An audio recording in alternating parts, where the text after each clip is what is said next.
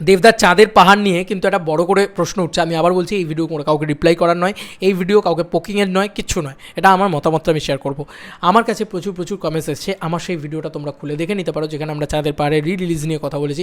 চাঁদের পাহাড় রিলিজ করে কোনোই লাভ নেই, তাহলে বেকার বেকার এসবিএফ রিলিজ করছে। দেখো, এসবিএফ তো একটা বিজনেস বোঝে, ওরা না ভীষণ বড় সড়ো বিজনেসম্যান, ওরা ন্যাচারালি খুব একটা বিজনেস পলিসিতে ভুল করে না। আমি এটুকু বলে দিতে পারি, ওরা ওদের হলে চাঁদের পাহাড় হয়তো মেবি দুর্গাপুজোর সময় অবধিও রেখে দেবে। এবার তাতে কী হবে, যেহেতু ওদের দুর্গাপুজোর ছবি নেই, ওদেরকে তো একটা ম্যামথ ছবি দাঁড় করাতে হতো। ম্যামথ ছবিতে তো চাঁদের পাহাড় অলরেডি একটা কাল্ট ফলোয়িং আছে। অনেকেই বলতে পারে কী আর এমন ফলোয়িং আছে, অনেকেই হয়তো এই ছবিটাকে পছন্দ করে না, হিউজ বিজনেস সেই সময় করেছে, আজকে এলে করবে না, এটা হয়তো কথা। বা আজকে কারোর নস্টালজিয়া নেই, বিশ্বাস করো। আমার ওইখানে দেখো, আমার কমেন্ট সেকশনটা দেখো, ছোটোবেলায় চাঁদের পাহাড় দেখতে গেছিলাম, দাদা নস্টালজিয়া আছে, ফার্স্ট ডে ফার্স্ট শো দেখতে যাবো, চাঁদের পাহাড় হলে আসুক আবার দেখবো। তো এই ব্যাপারগুলো কিন্তু অলরেডি অডিয়েন্সের ভিতরে রয়েছে। হয়তো তুমি বলবে তারা সবাই ফ্যান, যদি সব ফ্যান্সরাও দেখতে যায় তাও একটা ভালোই ফুটফলস আসবে আমার মনে হয় রিলিজিং বেঙ্গলি ফিল্ম হিসাবে।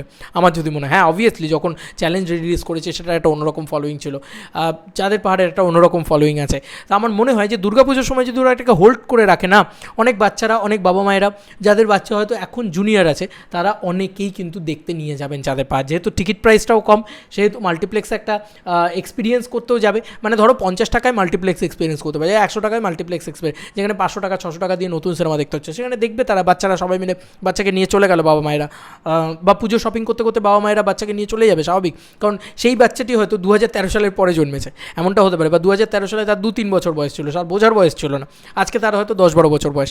মানে এটা যদি হয় সেক্ষেত্রে কিন্তু 10 বছর বয়স ধরো তার, তো সেই বাচ্চাটাকে তো দেখাবে না চাঁদের পাহাড়, তাদের কাছে তো আর কোনো অপশন নেই, চাঁদের পাহাড় তো আর কোথাও তৈরি হয়নি। আর যতই বলো, মানে ইন টার্মস অফ ভিএফএক্স নয়, আমার মনে হয় যে সিনেমাটাতে দেবদার যে ইয়েটা রয়েছে সেটা খুব সুন্দরভাবে তৈরি হয়েছিল।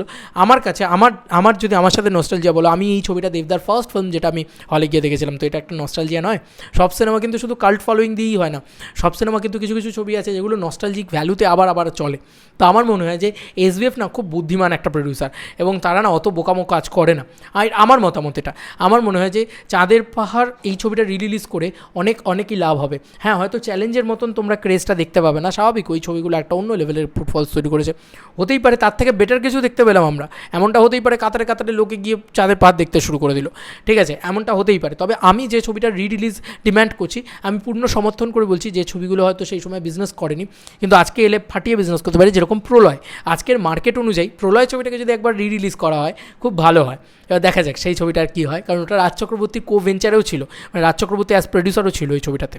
তো যাই হোক, তবে আমি এটাই বলবো যে চাঁদের পাহাড় যখন রিলিজ করেছে সেই সময় যেরকম চলেছে, আজকেও কিন্তু মানে রিলিজ করলে কারুর কোনো এক্সাইটমেন্ট নেই, কেউ দেখতে যাবে না, কারুর কোনো আসে যায় না, এমনটা কিন্তু নয়। বা প্রচুর মানুষের কিন্তু আসে যায়, যেরকম আমি বা আমার মতন প্রচুর দেবিয়ান্স রয়েছে যারা দেব ফ্যান্স, তারাও কিন্তু, তাদেরও কিন্তু অনেক নস্টালজিক ভ্যালু জুড়ে রয়েছে। ইভেন কি সাধারণ মানুষেরও অনেক নস্টালজিক ভ্যালু জুড়ে থাকে, যে কোনো সিনেমার সাথেই কিন্তু সেটা হয়, যে যখন সেটা 20 বছর বা 10 বছর পরে আসে। বীর যারা যেরকম আসছে, ঠিক আছে, এরকমভাবে শাহরুখ খানের ছবির সাথে তো জুড়েই আছে। ছবি ইটসেলফ ভালো হোক কি খারাপ, আই ডোন্ট নো সেটা কী, বাট অ্যাটলিস্ট মানে যখন অ্যামাজন অভিযান রিলিজ করেছিল তখন হিউজ বিজনেস করে, নেগেটিভ রিভিউ পেয়েছিল, কি যায় আসছে, কিছু যায় তো আসেনি। আজকের দিনে দাঁড়িয়ে চাঁদের পাহাড় কিন্তু খুব ভালো একটা ছবি, মানে গল্পটাই ইটসেলফ এত সুন্দর, আজকের দিনে বাচ্চাদেরকে বাবা মায়েরা দেখাতে নিয়ে যাবেই যাবে। যেহেতু এসবিএফের মানে রিসেন্ট টাইমে কোনো রিলিজ নেই, ওরা জানে কীভাবে বিজনেস করতে হয়, তো বিজনেসটা সলিডই করবে আমার মনে হচ্ছে চাঁদের পাহাড়। এবং চাঁদের পাহাড় রিলিজ করলে অনেক লাভ আছে, ভীষণ নস্টালজিক ভ্যালুতে অনেকে সিনেমাটা দেখতে যাবে, এবং তারা সেটাকে নিয়ে চেরিশ করবে, এবং সেটাতে একটা ভালোই হবে আমার মনে হয় কোথাও গিয়ে।